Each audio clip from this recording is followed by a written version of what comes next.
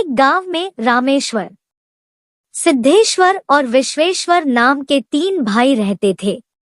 सिद्धेश्वर सबसे बड़ा भाई था। काल की गति ऐसी हुई कि सबसे बड़े भाई सिद्धेश्वर की मृत्यु हो गई।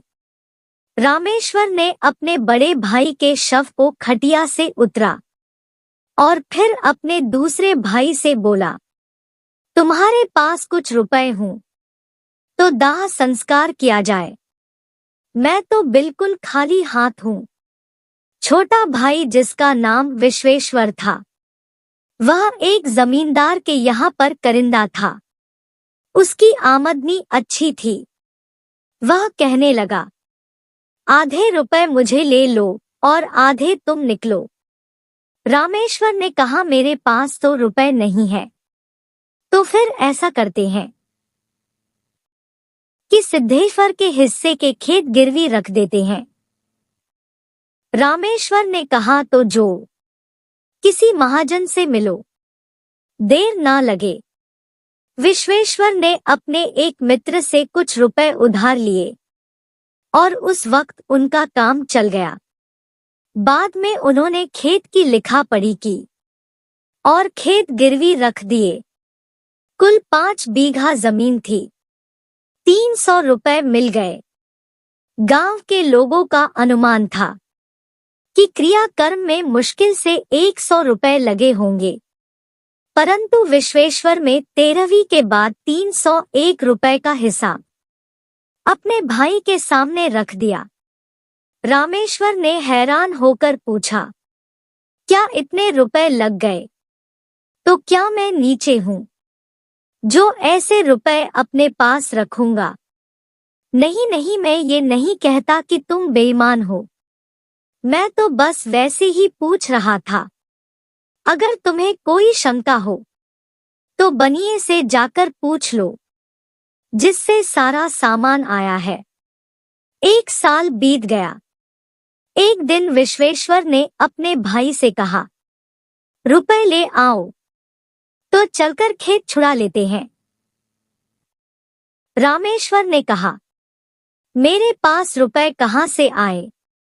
घर का हाल तो तुम्हें पता ही है। तो फिर मैं सारे रुपए देकर जमीन छुड़ा लेता हूँ। जब तुम्हारे पास रुपए हो तो फिर अदा कर देना और अपनी आधी जमीन मुझे ले लेना। अच्छी बात है, तो तुम छुड़ा लो जमीन। इस बात को 30 साल गुजर गए। विश्वेश्वर जमीन को भोगता रहा। उसे खाद गोबर से खूब सजाया। उसने निश्चय कर लिया था कि ये जमीन मैं नहीं छोड़ूंगा। मेरा तो इस पर पूरा हक है। अदालत में भी कोई मुझे नहीं ले सकता।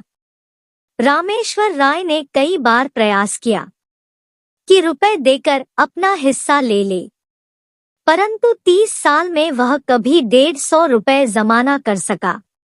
मगर रामेश्वर का बेटा जागेश्वर अब जवान हो चुका था। वह गाड़ी लादने का काम करता था और इस काम में उसे काफी कमाई भी हो जाती थी। अंत में उसने रात दिन मेहनत करके धन इकट्ठा किया और एक दिन अपने चाचा से बोला, काका अपने रुपए ले लीजिए, मैं अपने हिस्से की जमीन अपने नाम चढ़ा लूं। विश्वेश्वर ने कहा, अपने बाप के तुम बहुत ही चतुर बैठे हो। इतने दिनों तक जमीन की शुद्ध नहीं ली। जब मैंने जमीन को सोना बना दिया तब हिस्सा लेने चले आए। तो आप सीधे ना दीजिएगा, ना सीधे दूंगा, ना टेढ़े दूंगा। अदालत में जाने का मुझ में समर्थ नहीं है, परंतु इतना कह देता हूँ कि जमीन चाहे मुझे मिले या ना मिले, परंतु आपके पास ना रहेगी। ये धमकी जाकर किसी और को देना। फिर ना कहिएगा कि भाई होकर वेरी हो गया। 1000 रुपया तुम्हारे पास है तो बात करो। मैं गरीब आदमी हूँ, 1000 रुपया कहाँ से लाऊंगा? तो फिर यहाँ से दफा हो जाओ। जागेश्वर चुप रहने वालों में से नहीं था। उसने एक वकील से बात की। अब वो आधी नहीं बल्कि पूरी जमीन पर अपना हक जमाना चाहता था। स्वर्गवासी भाई सिद्धेश्वर की एक लड़की थी तपेश्वरी। अपने जीवन काल में सिद्धेश्वर ने उसका विवाह कर दिया था। तपेश्वरी को कुछ भी मालूम नहीं था कि बाप ने क्या छोड़ा और किसने लिया। क्रियाकर्म अच्छी तरह से हो गया। वह इसी में खुश थी। 13वीं पर वह अपने ससुराल वापस चली गई थी। 30 साल हो चुके थे। उसे किसी ने नहीं बुलाया, ना वह खुद मायके आई। उसके ससुराल की दशा भी अच्छी नहीं थी। पति का देहांत हो चुका था। लड़के भी बहुत ही कम तनख्वाह पर काम कर रहे थे। जागेश्वर ने अपनी फूफी को भड़काना शुरू किया। वह उसी को मुद्दे बनाना चाहता था। जागेश्वर चाहता था कि उसकी फूफी उसके चाचा पर मुकदमा करे। तपेश्वरी ने कहा, बेटा मुझे भगवान ने जो दिया है मैं उसी में मगन हूँ। मुझे जगह जमीन ना चाहिए। मेरे पास अदालत करने के लिए धन भी नहीं है। जागेश्वर ने कहा, रुपए में लगाऊंगा, तुम खाली दावा कर दो। मुझसे ये नहीं देखा जाता कि चाचा जायदाद लेकर मजे उड़ाए और हम मुंह ताकते रहे। मैं अदालत का खर्चा दूंगा। इस जमीन के पीछे चाहे मैं खुद क्यों ना बिक जाऊं, परंतु उनका गला न छोड़ूंगा। अगर जमीन मिल भी गई तो तुम अपने रूपों के बदले में मुझसे ले लोगे। मेरे हाथ क्या लगेगा। मैं भाई से क्यों ब्ररी बनूं। जमीन आप ले जाइएगा। मैं केवल चाचा का घमंड तोड़ना चाहता हूँ। अच्छा फिर ठीक है, तुम जाओ और मेरी तरफ से दावा कर दो। जागेश्वर ने सोचा था कि जब चाचा सबकी मुट्ठी से जमीन निकल आएगी तो मैं 10-5 रुपए साल के लगन से बुआ से उस जमीन को ले लूंगा। इन्हें अभी तो कौड़ी भी नहीं मिलती। जो कुछ भी मिलेगा ये उसी में खुश हो जाएगी। दूसरे दिन उसने अदालत में दावा कर दिया। अदालत में विश्वेश्वर राय ने ये सिद्ध कर दिया कि तपेश्वरी सिद्धेश्वर की बेटी ही नहीं है। गांव के आदमियों पर विश्वेश्वर का बड़ा ही दबाव था। सब लोग उसे रुपए पैसे उधार लेते थे। मामले मुकदमे में उसे सलाह लेते थे। सबने अदालत में ये बयान दिया कि हम लोगों ने कभी तपेश्वरी को नहीं देखा। सिद्धेश्वर के कोई लड़की ही नहीं थी। जागेश्वर ने बड़े बड़े वकीलों से परवी भी कार्रवाई, बहुत सारा धन खर्च किया, लेकिन फैसला उसके विरुद्ध आया। बेचारा हताश हो गया। विश्वेश्वर की अदालत में सबसे जान पहचान थी। जागेश्वर को जिस काम के लिए मुठिया भरकर रुपए खर्च करने पड़ते थे वह विश्वेश्वर के बिना किसी लागत के ही हो जाते थे। जागेश्वर ने ऊपरी अदालत में अपील करने का निश्चय किया। उसके पास रुपए न थे। उसने गाड़ी और बैल बेच दिए। अपील हुई, महीना तक मुकदमा चला। बेचारा जागेश्वर सुबह से शाम तक कचहरी के चक्कर लगाता, वकीलों की खुशामद करता। उसके सारे रुपए खत्म हो गए। महाजन से उसने ऋण भी ले लिया। इस बार अदालत में उसकी जीत हो गई, लेकिन उसके सिर पर 500 रुपए का कर्ज हो चुका था। मुकदमे की जीत ने उसके आंसू पोंछ दिए।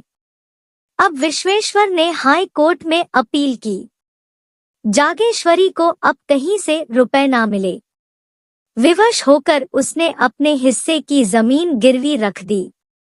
फिर घर बेचने की नौबत आई। यहाँ तक कि स्त्रियों के गहने भी बिक गए। अंत में हाई कोर्ट से उसकी जीत हो गई।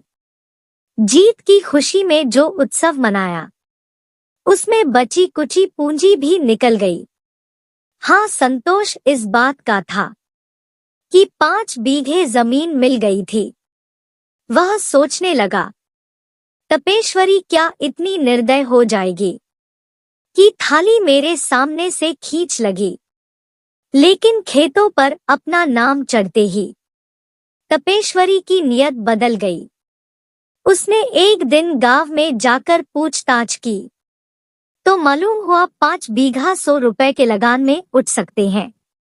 इस रकम ने उसे विचलित कर दिया। उसने आसामियों को बुलाकर उनके साथ समझौता कर लिया। जागेश्वर बेचारा हाथ मलता ही रह गया। आखिर उसे रहा ना गया। वह बोला, फूफी जी, अपने जमीन तो दूसरों को दे दी, अब मैं कहाँ जाऊं? बेटा, मैं पहले अपने घर में दिया जलाऊंगी, बाद में किसी और के। मेरे पास इतनी जमीन आई, वरना मुझे कौन पूछता। परंतु मैं तो उजड़ गया।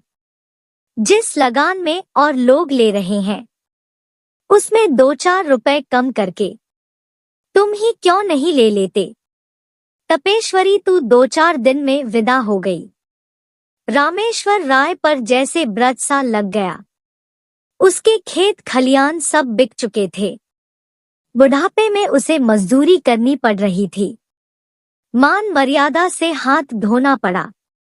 वो अलग से घर में रोटियां के भी लाले पड़ गए।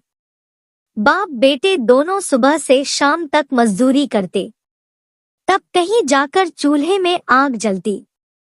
दोनों में अधिकतर तकरार ही होती रहती थी। रामेश्वर सारा अपराध अपने बेटे के सिर पर रखता था। जागेश्वर कहता, यदि आपने मुझे रोका होता तो मैं इस विपत्ति में क्यों फंसता। उधर विश्वेश्वर राय ने महाजनों को उकसा दिया। साल भर भी ना गुजरने पाया था, महाजनों ने उनकी जमीन बिकवा दी, घर नीलाम कर दिए। 10 से 20 पेड़ बचे थे, वो भी बिक गए। एक दिन की बात है, दोनों बाप बेटा घर के बाहर बैठे थे कि तभी गांव का एक आदमी आया और बोला, ठाकुर चलो, विश्वेश्वर राय तुम्हें बुलाते हैं। रामेश्वर ने उदासीन भाव से कहा, मुझे क्यों बुलाएंगे? मैं उनका कौन होता हूँ? क्या कोई और बखेड़ा खड़ा करना चाहते हैं? इतने में दूसरा आदमी दौड़ता हुआ आया और बोला, ठाकुर जल्दी चलो, विश्वेश्वर की दशा अच्छी नहीं है। इधर विश्वेश्वर को कई दिनों से खांसी और बुखार की शिकायत थी। विश्वेश्वर की हालत खराब है, ये सुनकर भी दोनों अपनी जगह से नहीं हिले। रामेश्वर ने कहा, उसकी हालत को क्या हुआ? आराम से पड़े पड़े बातें तो करता था। किसी वैद्य हकीम को बुलाना भेजो, शायद तेज बुखार हो गया होगा। अरे इतनी फुर्सत किसकी है? सारा गांव तो उनका हितैषी है, चाहे जिसे भी भेज दे। लेकिन जाकर पता करने में हर्ज ही क्या है? जरा जाकर पता कर आवो। पहले थोड़ा अपना काम कर लो, उसके बाद उसके घर जाना। इतने में विश्वेश्वर के घर से रोने की आवाजें आने लगी। जागेश्वर दौड़ता हुआ अपने चाचा के घर पर जा पहुंचा। देखा तो लोग उन्हें चारपाई से नीचे उतर रहे थे। जागेश्वर को ऐसे जान पड़ा जैसे उसके मुंह में काली भर गई।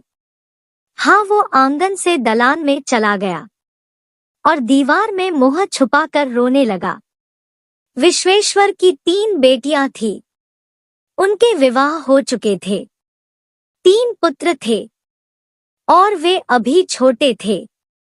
सबसे बड़े की उम्र 10 वर्ष से अधिक न थी। खाने वाले 4 थे, लेकिन अब कमाने वाला कोई न था। देहात में जिसके घर में 2 जून का चूल्हा जले, वही धनी समझा जाता है। लोगों का विचार था कि विश्वेश्वर ने हजारों रुपए जमा कर लिए होंगे, परंतु असलियत कुछ और ही थी। उन्होंने लड़कियों के विवाह में खूब दिल खोलकर खर्च किए थे। गांव में रोक जमाने के लिए 200-400 रुपए का लेन देन भी कर रखा था। यहाँ तक कि छोटी लड़की के विवाह के लिए अपनी जमीन भी गिरवी रखी हुई थी। साल भर तक तो उनकी विधवा स्त्री जेओ क्यों करके बच्चों का भरण पोषण करती रही, गहने बेचकर कम चलती रही। परंतु उसने निश्चय किया कि तीनों लड़कों को अपनी कन्याओं के पास भेज दूंगी, परंतु ऐसा हो ना सका। अब छोटे छोटे लड़के दिन भर भूखे रह जाते, किसी को कुछ खाते हुए देखेते तो घर में जाकर माँ से मांगते, और फिर उन्होंने माँ से मांगना भी छोड़ दिया। बच्चों की ऐसी हालत देखकर जागेश्वर को उन पर दया आ गई। एक दिन उसने अपने पिता से कहा, चाची के पास अब कुछ नहीं रहा, उसके लड़के भूखे मर रहे हैं। अरे तुम उसे नहीं जानते, सारी कमाई उसने उड़ा दी। बापू, हमें उनकी सहायता करनी चाहिए। ना बेटा, ना वह चुड़ैल उसकी सहायता कभी ना करना। जागेश्वर वहां से चला गया। उसके मन में कई बार ये बात आई कि चाची की कुछ सहायता करें, परंतु उनकी जली कटी बातों से वो डरता था। आज से उसने एक नए ढंग निकला। लड़कों को खेलते देखता तो उन्हें बुला लेता, कुछ खाने को देता। धीरे धीरे लड़के भी उसे हिल मिल गए और उसे देखते ही भैया भैया कहते हुए दौड़ आते। पहले बच्चों की माता डरती थी कि कहीं यह मेरे बच्चों को बहला फुसला तो नहीं रहा। वह लड़कों को जागेश्वर के पास जाने से रोकती थी, परंतु धीरे धीरे उनकी माता को भी जागेश्वर की सहायता पर विश्वास कर लिया। एक दिन रामेश्वर ने अपने बेटे से कहा, तुम्हारे पास रुपए ज्यादा है तो 4 पैसे जमा क्यों नहीं करते? यूं लूटते क्यों हो? मैं तो एक एक कुड़ी की बचत करता हूँ, जिन्हें तुम अपना समझ रहे हो वह एक दिन तुम्हारा शत्रु हो जाएंगे। आदमी का धर्म भी कोई चीज है। पुराने वैर पर एक परिवार को भेंट तो नहीं चढ़ा सकते। मेरा बिगड़ा ही क्या है, रोज 2 घंटे ज्यादा काम करना पड़ेगा। रामेश्वर ने मुंह फेर लिया। जागेश्वर घर में गया तो उसकी स्त्री ने कहा, अपने मन की ही करते हो, चाहे कोई कितना भी समझाए। आदमी पहले अपने घर में दिया जलता है। जागेश्वर ने कहा, लेकिन यह उचित तो नहीं कि अपने घर में दिया की जगह मोमबत्ती जलाए और मस्जिद को अंधेरे में छोड़ दे। मैं तुम्हारे साथ क्या पड़ी, मानो कुएं में गिर गई। कौन सा सुख दिया तुमने, गहने उतर गए, अब सांस भी नहीं ली जाती। मुझे तुम्हारे गहनों से ज्यादा अपने छोटे छोटे भाइयों की जान प्यारी है। उसकी स्त्री ने भी मुंह फेर लिया और बोली, वेरी की संतान कभी अपनी नहीं होती। जागेश्वर ने घर से बाहर जाते हुए उत्तर दिया, वेर का अंत वेरी के जीवन के साथ ही हो जाता है। जब वेरी ही ना रहा तो वेर किस बात का। अब जागेश्वर के मन में संतोष और शांति का भाव था। देर से ही सही, परंतु जागेश्वर को ये बात समझ में आ चुकी थी कि अपने चाचा से वेर रखकर उसे कोई लाभ नहीं हुआ, बल्कि इस वेर के चक्कर में दोनों परिवार उजड़ गए। धीरे धीरे जागेश्वर के चाचा के लड़के बड़े हो गए और उन्होंने अपना अपना काम संभाल लिया।